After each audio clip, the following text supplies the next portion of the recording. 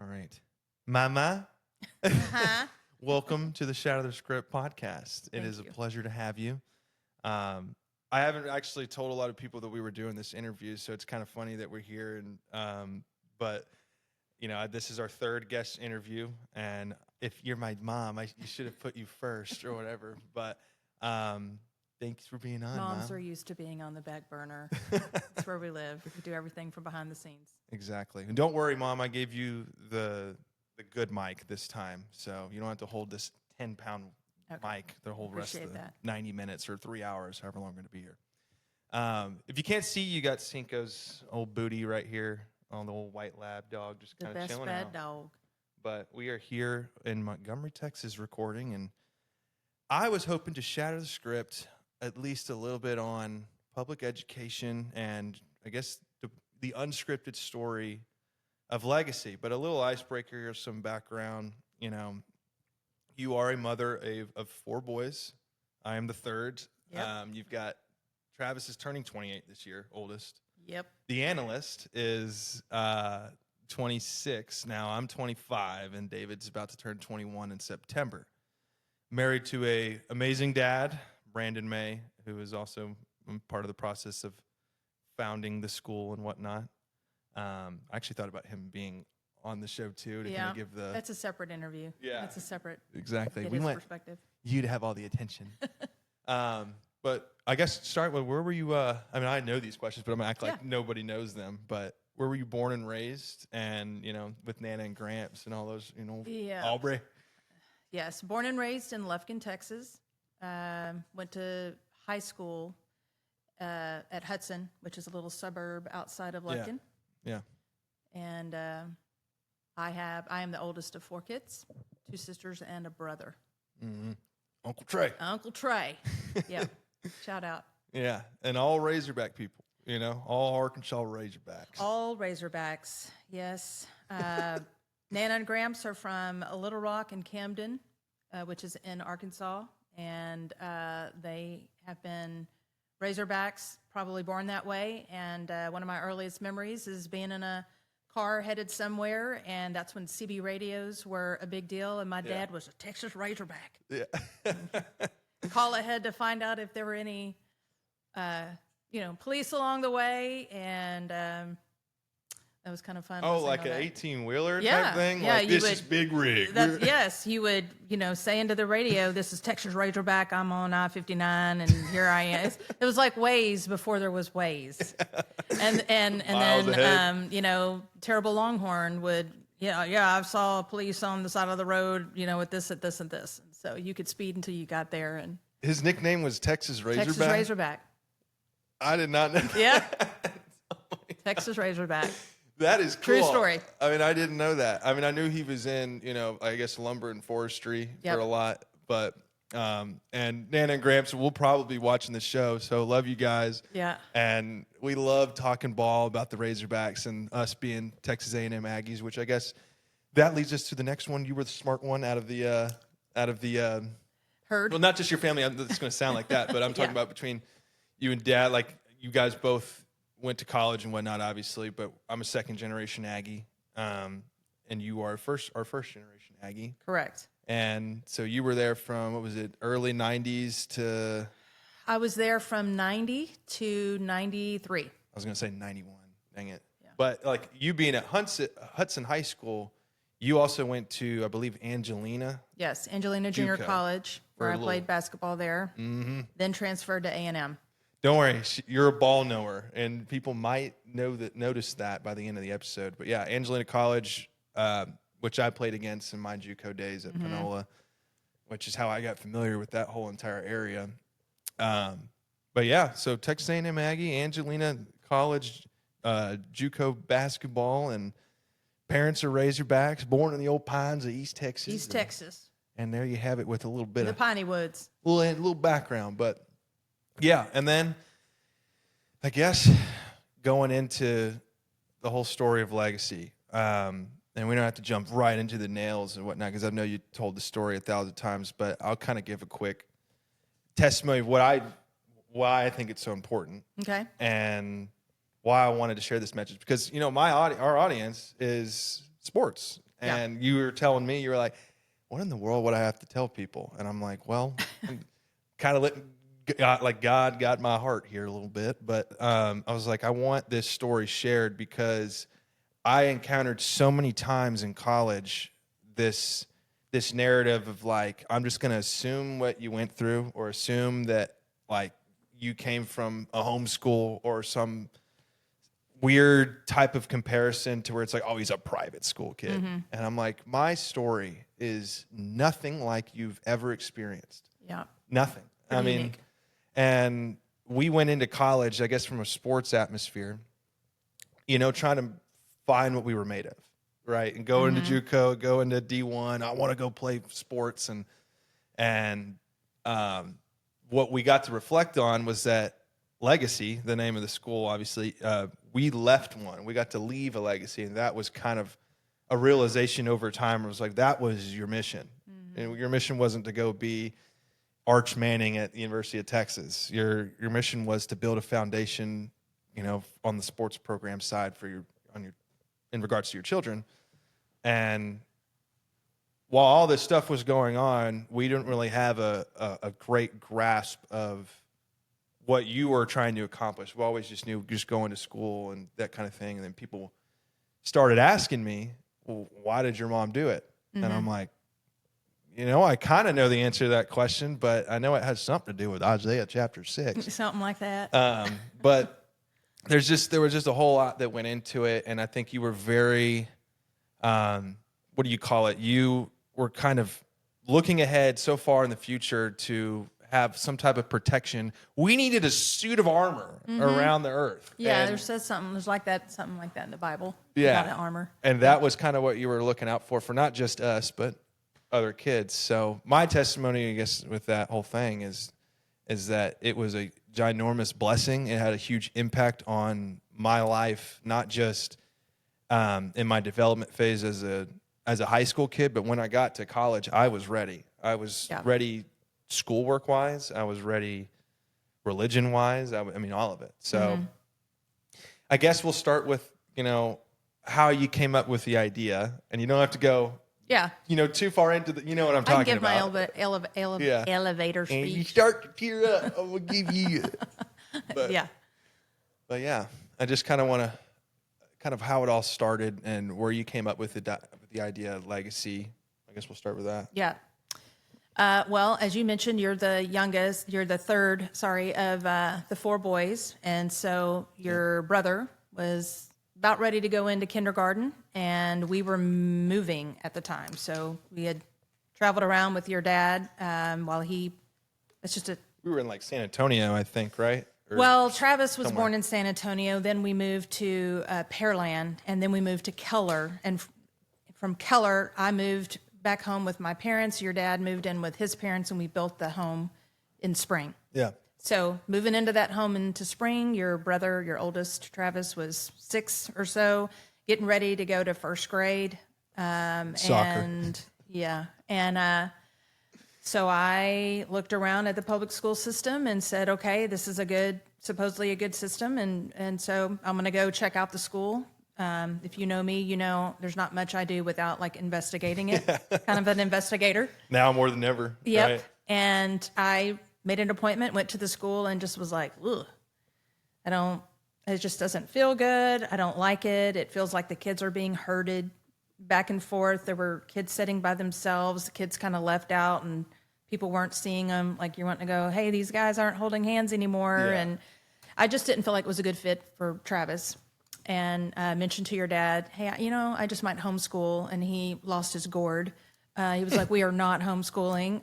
So I've met those kids. We're not doing that. It definitely came with the stigma at the time. Yeah. And so I looked into private school and was like, okay, well, I'd probably have to sell one of y'all to be able to go and put Travis in. So that wasn't an option. And then I, just doing a little investigating, saw that there were university model schools around the state of Texas. There's like 3 of them at the time. And then Sharon, Yeah, okay. who lived in Dallas, called me, and she's like, hey, there's a school up here, and they're doing like what you say you want to do. Might want to call them. So talked to the executive director. she told me, oh yeah, there's probably one, you can start one. There's not one close to you, but you can start one. And at the time I was pregnant with David. Yeah. So I'm like, I'm not going to be starting anything You're anytime right, yeah. soon. And so anyway, it wasn't my idea, but I felt like I was kind of guided in that direction because none of the other options, public, private, and homeschool, felt like they were going to work for us. Yeah. Yeah. And truth be told, I don't have any experience, outside of that realm that we were in. Yeah. And I used to get knocked on for it, but I'm like, it's not like I was raised as a heathen. It was more organized. It was more, Probably harder. It was very than if you had been in public school. Yeah, well, a lot of the public school people that came over to our school struggled. Yes. I mean, not to be, I'm not trying to make any type of offensive remark, but I mean, those athletes that would come over and they're like, man, this is tough. It's time management. It's X, Y, and Z. And I'm like, yeah, well, it's tough for me too. Don't worry about it. Right. Like I'd probably be an A+ student at a public school, but I'm over here B's and C's, Yeah. But yeah, so I mean, the structure of it all, I think we started with 43 students, and that was back when I was Jarito.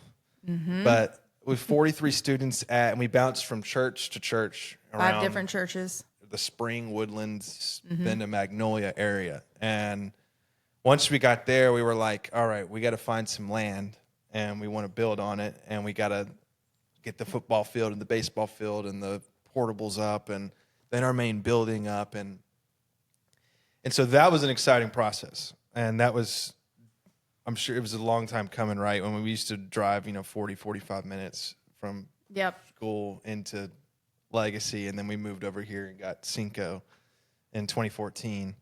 But the curriculum itself, with Legacy, and I would say more the last 5-6 years, I would say you had to pay more closer attention to the curriculum. Yes. Because obviously there was a narrative that was a mainstream narrative, if you will, that was being pledged upon the school and other schools around it. And you had to decide what was important for the kids to learn. So, yeah, I mean, that's the whole, I consider myself a lifelong learner. I still will pick up a book and read it and, go down a bunch of different, go down a bunch of rabbit trails. But I don't think I understood at the time that what I was looking at in public school and why I didn't like it. I just knew, once you have children, everything changes. Your whole perspective is like, how do I keep these little ones alive and also make sure that they get what's most important, which for us was faith in Christ. And so I did not feel like that could happen in the public school system. I had read about the curriculum that they were using, and I know today that it's a lot of Marxism in the sense that it's oppressor versus those who are being oppressed, which is why you see a lot of this victim nonsense going around. Correct. I just knew it wasn't right, and I knew a lot of our history was being left out, and I believe history is important. Or manipulated. Yeah. Right. And so most of the main reason that I started the school was because I'm a control freak and I wanted to raise my own children. I didn't want to put y'all in somebody else's care and leave it up to somebody else to raise you. And so that's kind of the way it started. And then, because I don't know anything about education, it was, well, how do I do this? Yeah. So I had to start investigating curriculum and just really trying to look through it with a fine-tooth comb, trying to find something that challenged you, but also that didn't have, I didn't want to be public school light, just right. We have all the public school stuff. We're just doing it different over here. Yeah, exactly. So it was important to make sure that what we were doing was God honoring, but also challenging and in every way, math, science, English, history, all of it. Yeah. And I mean, it was tough in there learning and stuff like that, especially the time. Elementary days were hard. Yes. Harder than almost the middle school and high school days. Well, I'm sure like other kids at the school, we were wanting to play football in the front yard or go do something, and then having Tuesdays and Thursdays to round the, multiple kids up. Oh. But what I found valuable to it in that regard with the co-teachers and having the co-teacher trainings and things like that. I didn't understand the importance of it until, my brothers started having kids and then I heard, a couple of different interviews through the grapevine about how the government raises your kids.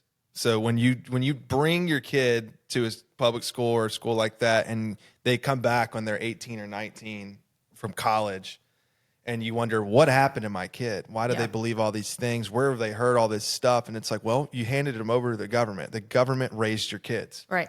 And I think before it leaves my head, Vodi Bakum, I think, is the person that said, when you send your kids to Caesar, don't be surprised when they come back Romans.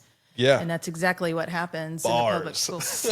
Yeah. That's whoever said that. That's one of the hardest lines I've ever heard. Yeah. The guy I was listening to, I think he was a former SEAL. So he basically said the same thing, but in a different language. And it's true. I've seen that in many different cases. But now that my brothers have kids, and I've got one on the way. No. Oh, jeez. Breaking news. I'm kidding. Like that sort of thing is what I valued looking back at Legacy, was that you gave every parent the opportunity to raise their kids, to get them to spend time together, throughout the days on Tuesdays and Thursdays. And then through that, they were simultaneously gaining the skills to do time management. So when you go to college and you're at school for an hour sometimes, especially during COVID, I mean, you didn't even get the chance to be an Aggie that year for the most part. And, you're in school for an hour a day and the rest is Zoom info. You got to manage your time. Yeah. Yeah. So, well, I guess we should say what is different about Legacy in that sense, is that it's a university model school, which means that your kids are going to go to school like they would at a college or university. The younger they are, the more time they're going to spend with mom and dad. And as they get older, they spend more time at school. And then at Legacy, y'all start going 5 days a week. Now it's when you're in the 10th grade. So 10th, 11th, and 12th, you're 5 days a week. It's a true college schedule. So when you leave and you go to college, you've already done that. You've done that schedule. It's not an adjustment you have to make. You've learned how to manage your time. You've learned how to contact teachers on your own behalf so that mommy and daddy don't do it for you. You've learned how to be your own advocate.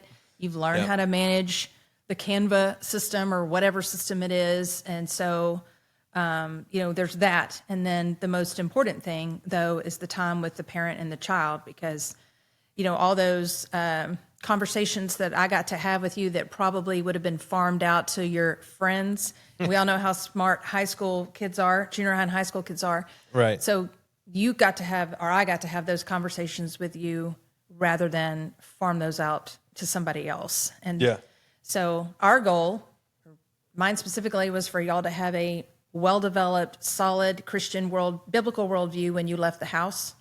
And we talked about probably everything. I don't know, maybe you did. I don't think you ran into much in college that we didn't already address here at the house. Like you were prepared besides for it when the you got nasty there. stuff. Oh, yeah, well. Other than that, I mean, I was pretty well, but,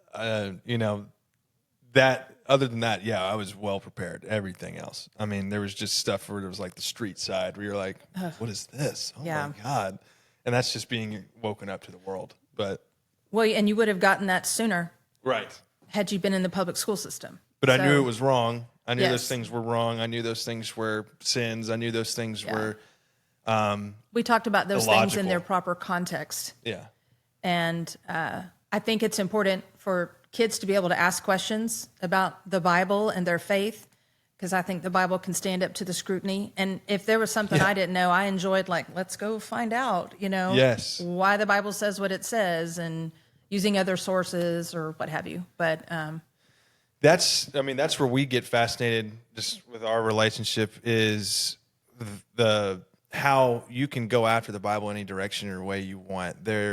It's so much more complex than any other book. I mean, it's 73 books, but 66 books. 66 books. Well, the Book of Enoch, Mom. But going into it, I think when I was growing up, I was scared to ask questions about the Bible.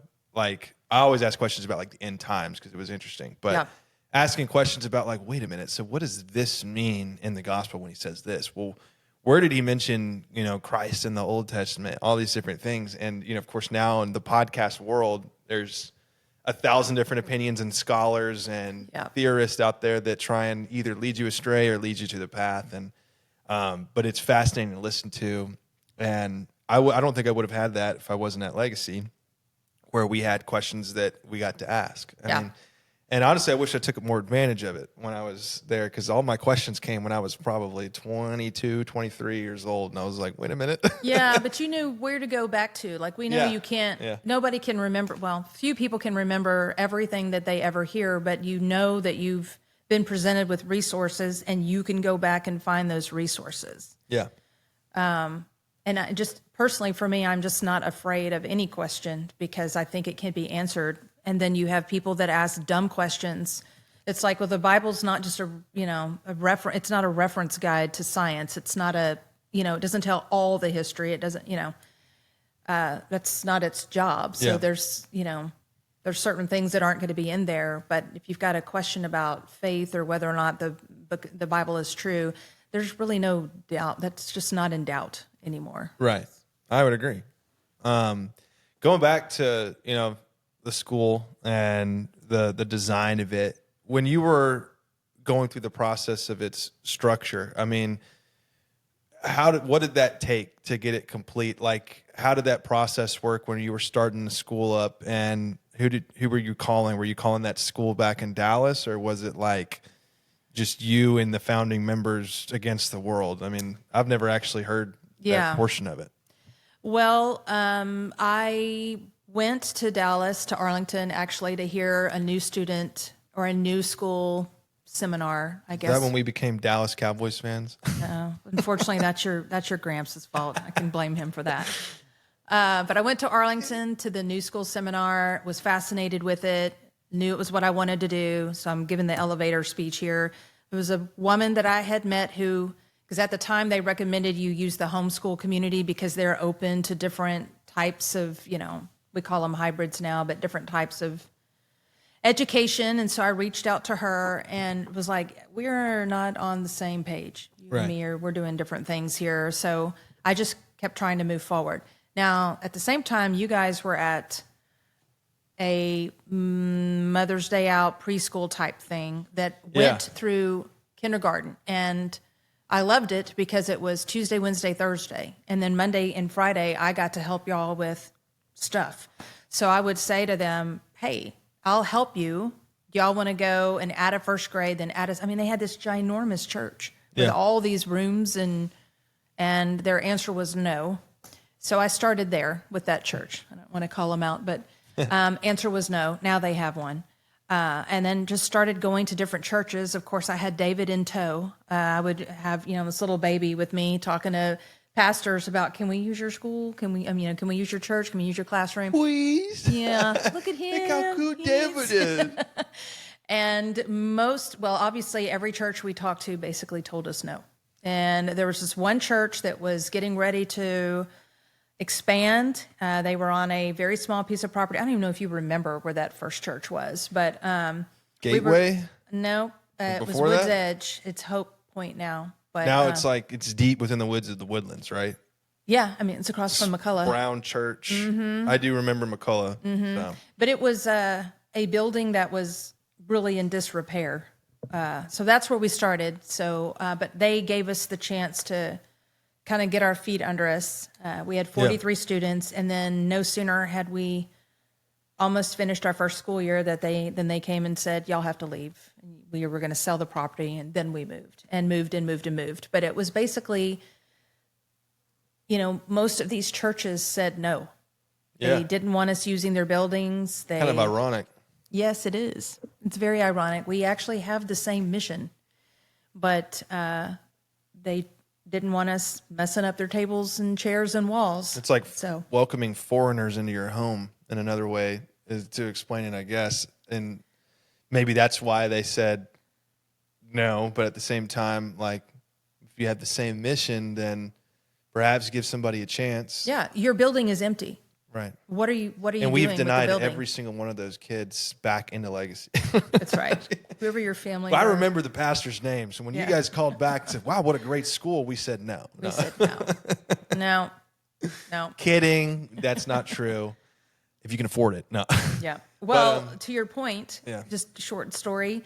We, at our second church, they thought, you know what, this looks like a moneymaker, so we're going to add a daycare while y'all are here. Yeah. And we're like, it looks like we're going to need to find another place. Started looking for another place. And in the meantime, a pastor from another church who had just built a brand new church, we started talking about using his facility. Well, he took us through the whole place, showed us all the rooms that weren't being used, the carpet and it's nice. And he's like, but you're going to need to come to my church and tell, because, it's Baptist. So Right, you got to yeah. have the committee, Baptist meeting on a Sunday night, business meeting. And so my job was to tell this congregation about legacy. And we're standing at the back of the church, and I'm talking to him. He's a fantastic guy, a lot of respect for him. And we're talking, and all of a sudden I've got this oppression, and I'm like, what? I looked up at him and I said, I feel like we're about to go to war. And he said, I feel the same thing. And Like who? What do you mean? well, so when I got inside, he gave me a few minutes to speak. I introduced myself and said what we're doing. And I said, I'm happy to take questions. And the first question was, excuse me, ma'am, I've been on your website and I see, well, y'all have dancing at that there school. And I'm like, we don't have any dancing at our school. Yes, you do. There are images. And in my mind, I'm thinking, what in the world? Like, what could you, well, we had a Excelsior ballet, which spreads the gospel through ballet. So I'm trying to explain this to this woman. I tell y'all, we're exotic dancers on your website. Yeah. Missionaries. It's like the word of God. But anyway, they just kept coming like, y'all are going to dent up you're going to chip up our walls and break our tables and mess up our carpet and yada, yada. And anyway, I've never been involved in anything like that. And so, you know what? You twerking in this school. That's right. And so anyway, according to the Baptist rules, it had to be 2/3 vote for us to come. And the next day it's pouring down rain and he shows up with one of the deacons and I'm looking at Miss Francis and I'm like, this isn't good. And we sit in the auditorium there at the church we were in and bawled our eyeballs out because we lost by 1 vote. Wow. But I look back now and I'm like, man, it's such a blessing that we didn't wind up on that side of town and in that building, and it just would have prohibited us from being where we are now. So, But anyway, at the time it felt like, oh, this is it. This is the end of the road. We're done. Yeah. It was fun while it lasted. Yeah. Holy smokes. I didn't know any of this happened. I mean, I was young, but Yeah. I mean, Second or third maybe at that time. so this was in kind of the similar area, and we're at this current point in time, we're still at the Woods Edge Church, correct? No, we had moved to Gateway. Oh, okay, we're at Gateway now. So yeah, and then we got denied by these people that you just got through talking to, and then that brought us to Magnolia. That took us to the old. It used to be. It's called Restoration. I don't know. If I No, should it's called say the name, Celebrate. Yeah, I but- don't know. So we were in the old church of the church that we used to go to. Yes.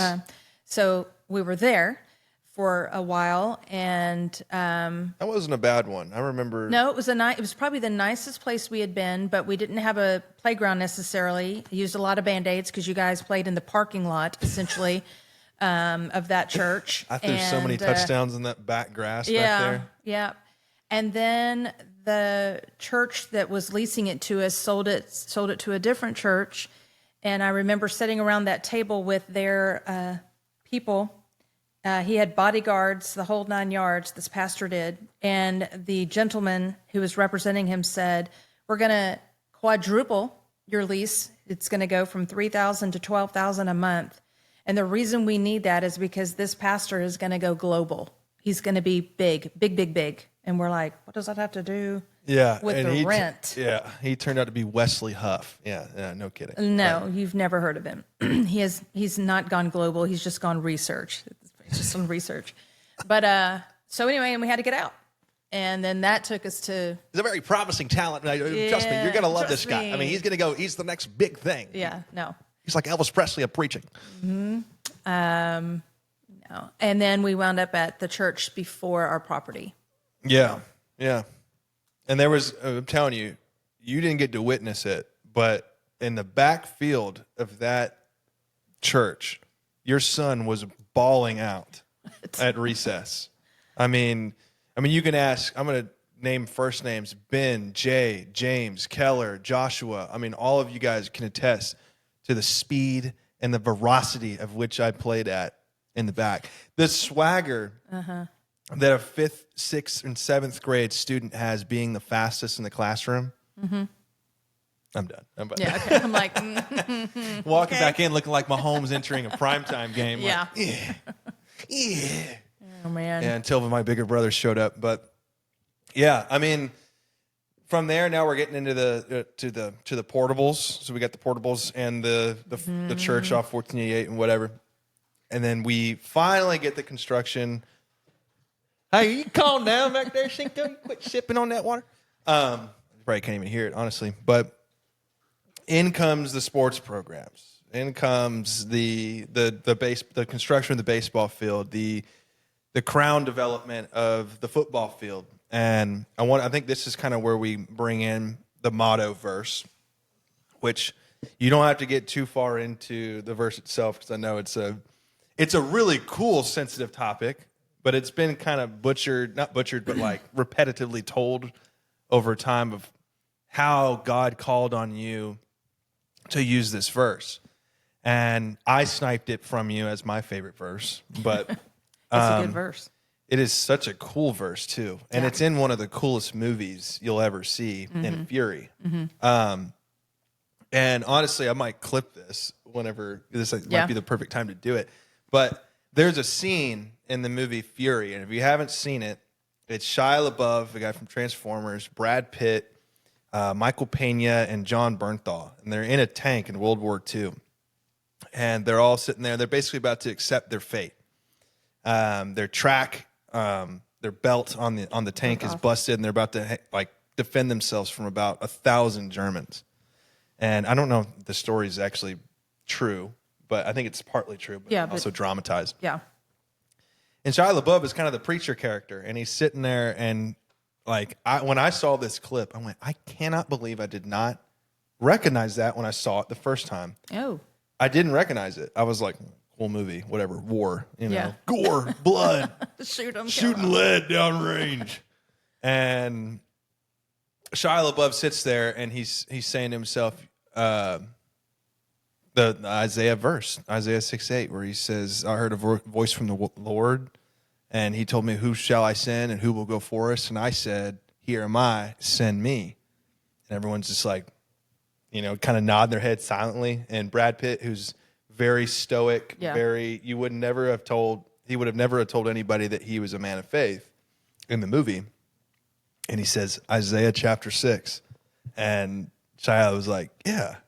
And they all started laughing, and they're, sipping on a whiskey flask in there because they know they're going to die. Yeah.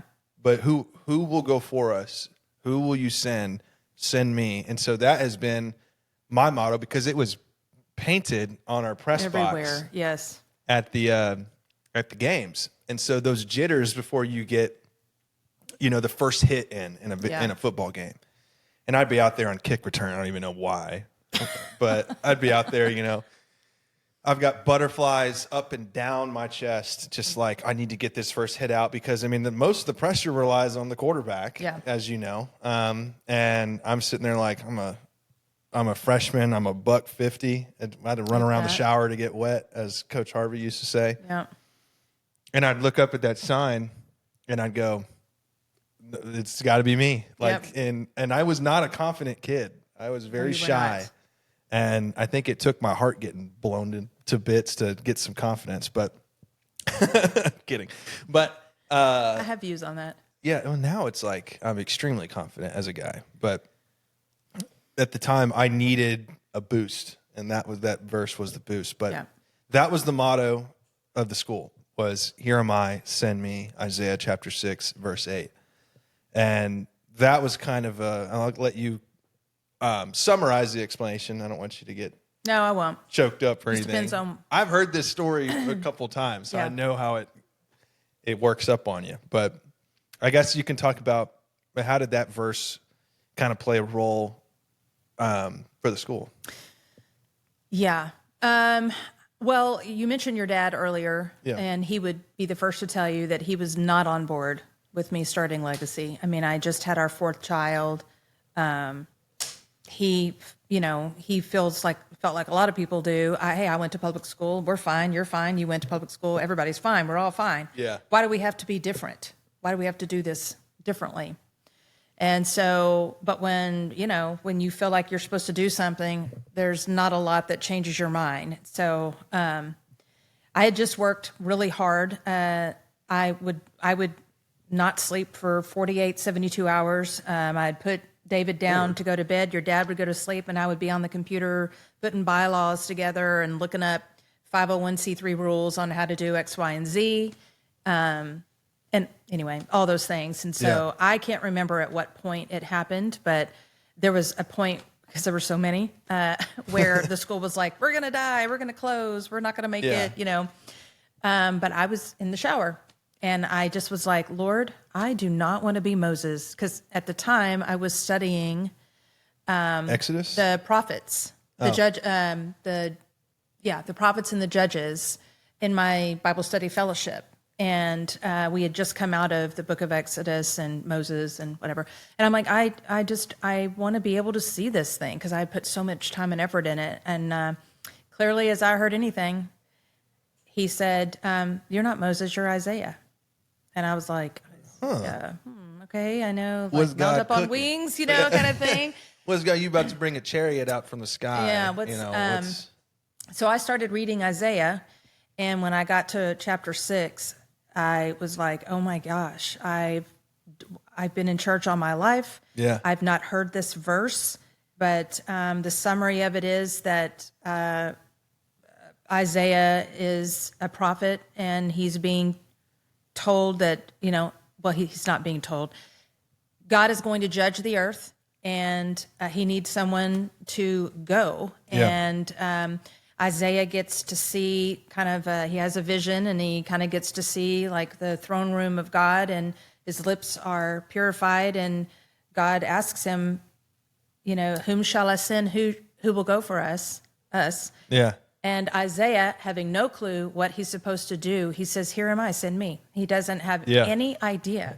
And it's horrible what he's about to have to do. I should have kept reading. But it made sense to me. I don't know either. Not sure what he was going to do. I need to go in there and look. Well, he has to tell the people that destruction is coming. God's going to send them into bondage for 400 years and what have you. And he has to deliver that message. But the point was that I felt like God was calling me to do something, and I was saying, I'm not an educator. I'm not a teacher. I don't know anything about schools or starting schools or running a business. I'm just a mom. I have all these, these kids. And I just felt like, like my grad speech this year to our graduates, Shout out graduates. God is, you look at yourself and you think, what's so, like, I can't do this. There's nothing special at all about me. And I went back to the Bible and was like, let me look up Moses, Abraham, David, fill in the blank. They were all some of the worst people you could find. Abraham was a coward. He lied that his wife was his sister. Moses did the same thing. David, goodness, killed, killed the husband of the woman he had an affair with and other things. And he was after God's own heart. And so it just makes me feel a little bit better. Doesn't it? Yeah, read the Bible. Those characters will make you feel better. Stuff, so. But anyway, the short version is that it's not that you're an amazing person. It's that you're willing. He's not looking for somebody who's amazing. He's looking for somebody who just says yes.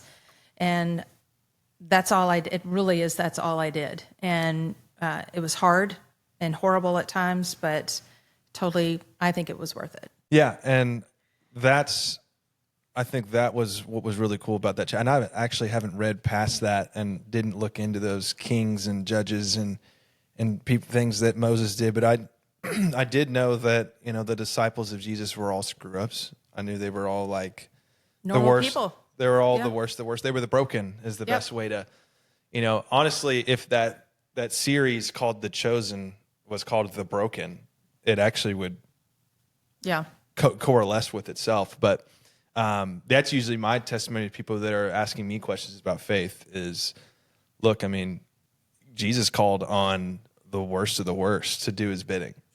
I mean, not the worst of the worst. Well, but, I mean, a prostitute is in his line. So correct. Yeah. You can use any and all of us. So, I mean, you're thinking to yourself, I don't want to be Moses, or I'm not Moses. And he's saying, no, I'm calling you to be Isaiah. And then Isaiah comes through here, and you're not an educator. You're not a business owner. You're just a mom with 3 or 4 amazing children that didn't screw up at all. No. We made 0 mistakes. That's how good of mom and dad we were. That's correct. And so that kind of formed the motto of the school. And that's, I mean, when you're called, I mean, I listen to like Tim Tebow, whatever, talk about how people are called. And a lot of people don't understand how it works, and they shouldn't. I don't think you should be one of those people that goes, well, this is how you're supposed to hear him. This is how you're supposed to get the message. And I'm like, I got an email once, and I was like, what? And it literally said, it was like from God, and it had an address. But I think it's more that prince in Nigeria that you heard from, not God. Yeah, I was like, what? What are you talking? What are you talking about? What? This is not God that I'm thinking of. But yeah, and is there more to it than that you were getting into with the motto and things like that? I guess plugging it into anybody speak against it and say, I don't think this is it. Like, no. Oh, no. No, I think the motto made sense, especially because when I started now it's going on 21 years ago, nobody really knew anything about university model schooling. And, I look back now, or I can see now that God was, like most things, it's drip, drip, drip. It doesn't, it happens slowly and then all at once, kind of that saying. Yeah. I think, just to kind of go back, when I was in college, I didn't leave the faith, but I definitely was like trying to avoid it. I was kind of, doing what was wise in my own eyes kind of thing, and angry at the world for whatever. And had decided, I wasn't going to get married. And then I got engaged to some guy that I had no business being engaged to, yada, yada. And then when I got married to your dad and we started having babies, it was like, man, I got to get my act together. Like, I got to, now my faith needs to be important to me again. Like, what have I been doing? Right. Yeah. And what's funny is that one of the people that put me back on that track, believe it or not, is Rush Limbaugh. Yeah. I heard him accidentally one day and was like, who is this guy?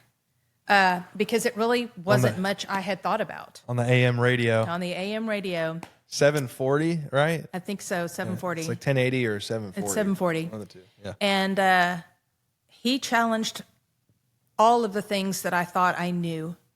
And even though he wasn't like a faith, where he was a Christian, but he didn't necessarily espouse those things on his channel. Yeah. Then I got into Bible study fellowship, and really it just became important to me that I was able to explain as much as I could to you guys, because I'm a why person. I want to know why. And some people, that gets on their nerves, but I think it's important. And that's why when y'all were growing up, we would say, nothing good happens after midnight. We want you to be home by, 11. Why? Well, because this, that, and the other. We tried to give y'all the reason for what we were doing. So anyway, I'm not sure if that answers your question, but to me, it was my responsibility, I felt like, to be your mom. Yeah. And to be your mom for as long as I could possibly be your mom. Yeah. And I wasn't supposed to farm that out to anybody else. And honestly, the academics were secondary. That was okay. It's really more like, I'm hoping to pass on, your dad and I are passing on our faith and our values to you through this model where you're also getting an academic education, but one was more important than the other. Yeah. And that might roll us into the education portion of it. And this doesn't have to do anything with like your vision for Legacy's academics, more so your take on it. Like, we talked about shattering the script on public education and things like that. And I remember on our text chain, you were like, that's something I can do. Yeah. And so I know we bring in Turning Point USA to kind of collaborate with Legacy because, they're one of the straight and narrow organizations that talk about, and I know it kind of leans on the conservative side of things, but the conservative side of things lean more towards the Christianity side of things. Correct. From what we can tell. Correct. And I'm not afraid to admit that. And so I remember being in college and I love Texas A&M.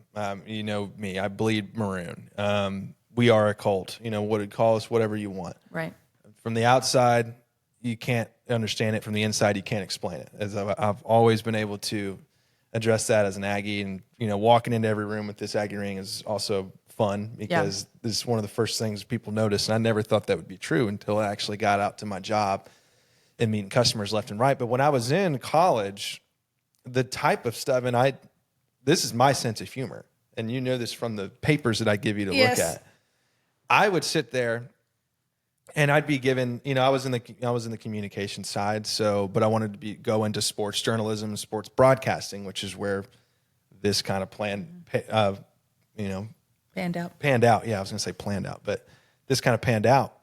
And one of my classes focused on, Leah Thomas and things like that. And I remember reaching back out to you. I was like, you won't believe the stuff that they're wanting me to write papers about, that they believe is an important thing for college students to write papers over. Yep. And I would flip the narrative on them, and I would write the opposite of my beliefs to tailor towards the professor. Yep. And they or them, whatever they are, and would orchestrate it in a way that was opposite of my beliefs as a joke to boost my grades. Yeah. So when I'd turn in a paper or to you to kind of say, hey, just take a look at this. And I'm not even kidding. I would open up that paper and just type away for like an hour and a half straight. No stoppage. Yeah. Just, what do I want to write about? Okay, let's go this way. Let's just have some fun with this. A lot of LY words, 3-page paper. There you go. Add some supporting documents. Fix the grammar. Yeah. LY. And basically that's all I would ask you to do. And I say, well, I want you to read this, and I would tell you it's a joke. But I don't believe in what they're teaching. I don't believe that it's important. I believe it is. I think there's a spiritual war happening with education that only you have to have an eye to see it, because there's a lot of people that have come up through that I've met where their beliefs are based, whether it be on emotion or whether it be susceptible to something that happened in their childhood or their experience with a relationship or experience with a birth or things like that. And they can get you on those things. Yeah. But learning from a system to where, you really had the keys to the door, I guess you could say, what you would allow in and I'm sure you would consult with administrative people about, hey, how do we want to do this? But I guess your take on the whole curriculum, not the curriculum aspect, but just like the education system itself and what they're prioritizing. And I don't know if you've had any experience eliminating things from the curriculum. Do we say, no, not that, but. Yeah, we tried initially to kind of use both. Like, I don't think it's as true now, but Christian curriculum was kind of behind the times for a little while.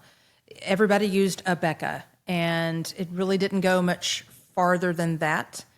And then I think Bob Jones is the other. And so for a little while, we would say, well, we're just going to use this math curriculum. Math isn't Christian or not Christian. It's just math, right? Yeah. And then we'll use, this over here for science and this over here for whatever. But in the last 10 years or so, it's like we cannot have anything that is non-Christian. It's too anti-Christian. We used to say we're going to select curriculum that is easy for parents, that hopefully has a Christian point of view, but it can't be anti-Christian. So we were kind of willing to give that grace.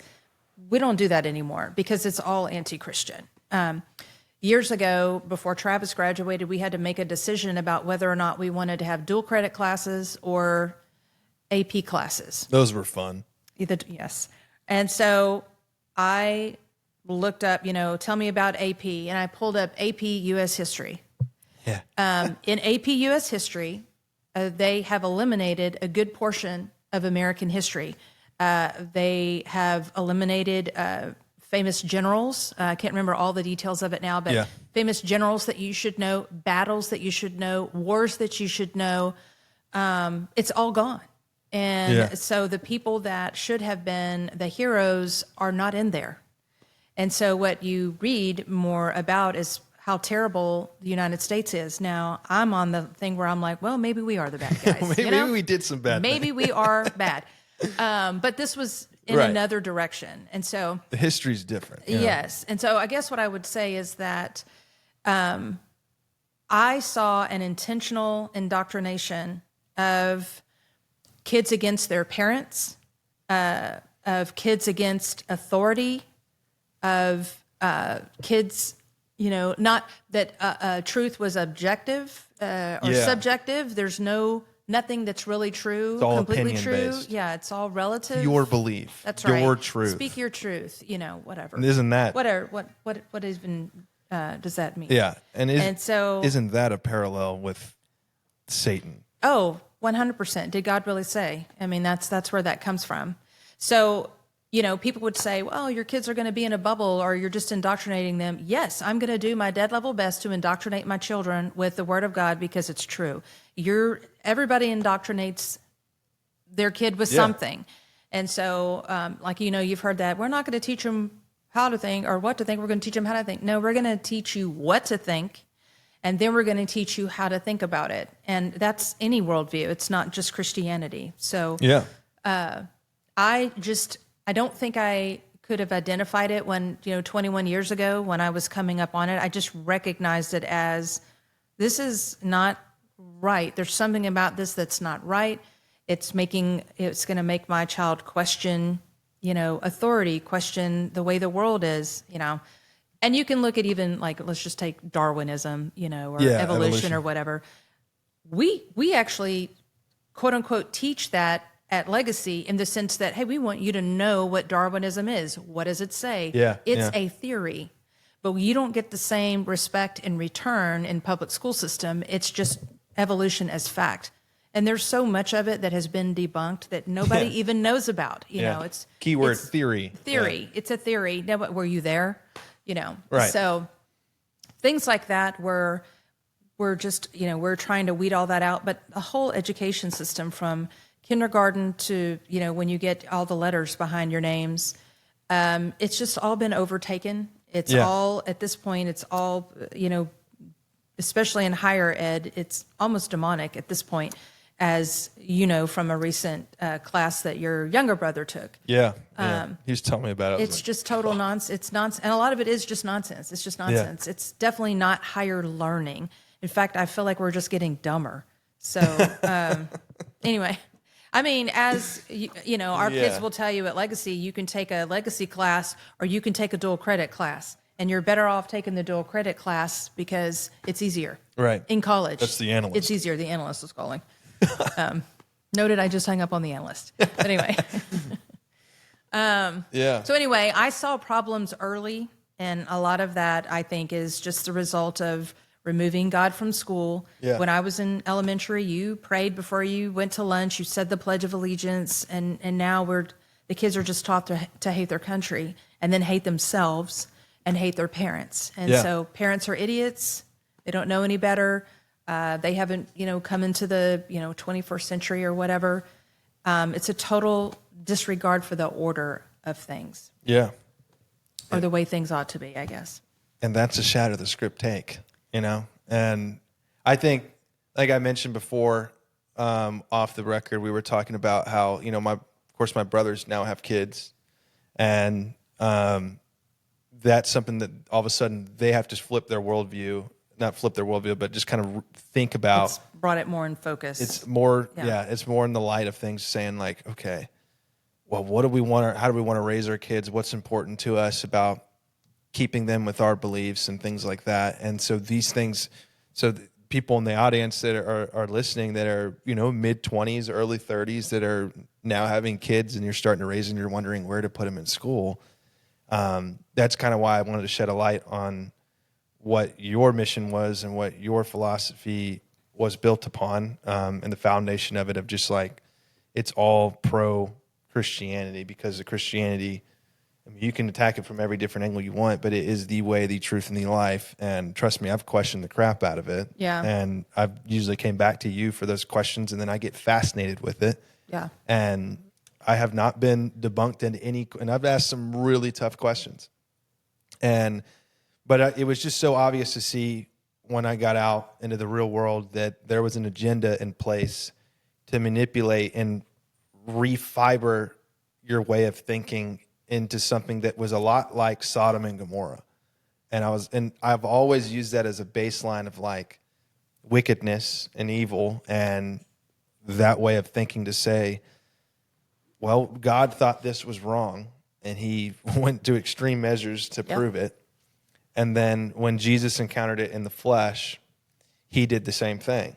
And he removed that portion of it. And from living beings, whether they be possessed, whether they be, the blind, or whether they be tax collectors, and so I was like, well, this all kind of flows within that realm of my belief system, which I was raised on. But this new flow, it's almost like a new timeline.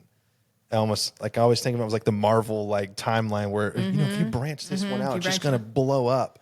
And so for the last, I don't know, 5 years, I've been thinking that the world is going to spin so fast. I feel like it's just ramping up. Yeah. The RPMs are just, and then boom, Jesus comes back. I think it is. And that's what I've been fascinated and nervous and anxious about, is when all this ideology came into place, I was like, something's happening. Yeah. Well, there's a reason they have to get rid of, there's a reason Christians are persecuted and not fill in the blank of the other religion. They always go after Christians. And that's because for Christians, our highest authority is God. We don't answer to government. Now we're called to, obey our government and pray for our government and be under their authority. But our highest authority is God. So if you talk about shattering the script, if you go back and look at COVID, who were the people that were saying, hold on a minute, I don't want to go get that shot. I don't think this thing is going to kill me. This doesn't feel right. It was Christians. Yeah. We as Christians, we have a discernment that other people don't have. We are willing to die for our God. Now, I don't want to, on the record, I don't want to die. But I'd rather not be a martyr, but if I had to, I would. But Christians are willing to stand against evil and tyranny. And if we're still here, that's the reason we're persecuted, because if you can convince others not to do that, if you can silence one person, then they're hoping that, they can take that element out. And so if you go back and look at just about any horrible thing that happened in the world, slavery for one, it was always the Christians that stepped in and said, wait, this isn't right. Yeah. When that's gone, literally all hell is going to break loose. Correct. And I feel like that's kept under the rug. I feel like people never think of Christians as being persecuted besides Christians. Oh. But going back years and years, even to the birth of, God's chosen people from Abraham, then to Isaac, then to Jacob, and how Israel came to be in today's light, and then when Jesus came, not only were the Jews the chosen people, the Gentiles were the chosen people. And so all people that believed in Jesus were chosen people. Adopted into his family, yep. Correct. And that's something that I've always shattered the script on when people ask me. It's like, well, these people are being persecuted. And that's horrible. But at the same time, the most persecuted is Christians. I mean, I always go back to how the disciples died after Jesus was resurrected. And I'm like, I don't want to be crucified upside down. No. But they thought that was, or at least I think it was Paul. It's Peter. Peter, yeah. Well, Paul may have been too. I can't remember if he was cut in half said, or I crucified cannot- upside down, but yeah. It is too much of an honor to be crucified like Jesus. So crucify me upside down, Yep. and I'm going to die for this truth and be tortured to all hell. Yep. And it's like, I don't think I'd do that for a lie. Yeah. So, but yeah, that is certainly shattering the script on public education and on persecution in the world. That's why all those elements are taken out. They're taken out of the school. They're taken out, frankly, of our churches. They're taken out of higher education, all those types of principles, because they're Christian principles. Yeah. So if you can just remove those, not talk about them, yada, yada, then what you have are a bunch of people who can be led like sheep. And that's a lot of what has happened. Yes. People just aren't paying attention. Right. Yeah. The research everything people are the ones that are made fun of now, which is interesting. I do think COVID opened people's eyes. Yeah. COVID was like, boy, I for sure it did for me. Not just about, the shot or the illness, but it was like, if they're lying to us about this, what else are they lying about? And man, It opened A the lot. floodgates. Yeah. I think all they do is lie. It opened the floodgates. It was like, all right, well, and I've told you about this, but to quote for my audience, they know, a lot of y'all probably play Call of Duty. I mean, one of the coolest quotes and hardest lines I've ever heard, and then I apply it to American history and just history in general, is history is written by the victor. And I was like, that's one of the hardest lines I've ever heard, because it's true. I mean, you're a back-to-back World War champ. You get to write history. They don't get a say. And that kind of same thing with COVID. It was kind of like all right, well, there's no way to question us, because we've told you how to live and told you how to believe and what to take, and we're the experts, and you can't trust us. And then 3 years later, it's like, oh, we were wrong. Yeah. And it's like, well, okay, now we never are going to trust you again. No. And Well, this has been done before. I mean, this is why history is important. There's nothing new under the sun. That's from the Bible. yes, But the whole trust the expert, the experts have the answer. You're not an expert, yada, yada. That's not new. That's been around for a long time. I mean, that was Germany as well. Yeah. So, which is why if people can get rid of history and keep you from knowing it, you'll just let it happen all over again. Yeah. So. Cinco's butt is in my face. I guess going back to legacy, like the kind of final piece of the puzzle is where we started and kind of where you're at now with, how the school is doing with the population, with the facility that you guys put in, and the programs. I mean, it's went from 43 now to 800. 800 people, and the graduating class this year was 67. 67 people. And I graduated, for context, in 2018 with 32. So, I mean, it's double. Well, we size. graduated more people than we had in our school this past year. I mean, we've been doing that. But, Yeah. I mean, if you put it in that kind of perspective, we had 43 people in our school. And now that's a class. And now it's aiming for, what is it, almost 800 or over 800 this We'll be upcoming 800 year? this year. Yeah. And that's big for the facility that we have. And the Yes. facility we have is nice. Yes. I've enjoyed it. The new branch that you guys put in Yeah. with the extra gym and all the new classrooms. Just to put a nail in this, like you were saying, when we started, or I started, whatever, we started it 21 years ago. It was weird. It was different. People question, Yeah. what are y'all doing? And why are you doing, other schools called us the barn on the hill kind of thing. But then COVID came, back to that again, and I had public schools calling and saying, tell me how you're doing this. How are you guys doing this? By not giving a... And so now you have people fleeing the public school system, wanting to do what we're doing. And that's just God knowing in advance what was coming. So Yeah. if I'm encouraged by anything, it's that people are beginning to wake up. COVID and the whole stay home and, get on the Zoom call and whatever allowed parents to see what was actually being taught in their kids' classrooms. And that's a good thing because parents should know what their kids are studying and learning, and they should be a part of it. But parents have been told, back to this again, you're not an expert. Let the experts do it. We're the experts. Right. Let us teach. And I got that when, that was one of the things I got when I went to look at the school for Travis was, we don't need you to be a part of this. This is what we do for a living, Right. and we'll take care of it. And I was like, Great. no, you won't. Yeah. You will not. Correct. So And anyway. that's exactly right.